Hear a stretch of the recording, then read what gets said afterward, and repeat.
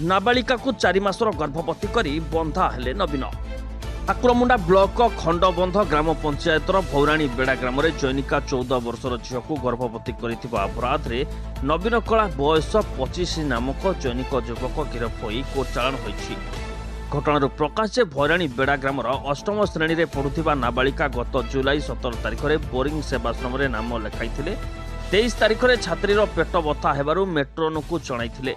संगे संगे प्रधान शिक्षक छात्रीर चिकित्सा पाई पड़िया बेड़ा प्राथमिक स्वास्थ्य केन्द्र में भर्ती करथिले। सेठारे उपचार न हेबारु ताकू करंजिया उपखंड चिकित्सालय को निया जायथिला। सेठारे बालिका गर्भवती थिबा डाक्टर जणाइथिले। खबर जना पड़िबा परे परिवार पक्षरु खोलताड़ हेला। झील सहित केन्दुझर जिला रामचंद्रपुर थाना ननिकाबाड़ी ग्रामर नवीन कला मार्च मासर झील सहित शारीरिक संपर्क रखी आसुथिबा जना पड़िथिला। नाबालिका बापा 23 तारिख में ठाकुरमुंडा थाना रे एतला दायर करिबा परे पुलिस नवीन को ठाब करी थाना को आनी तदंत करथिले।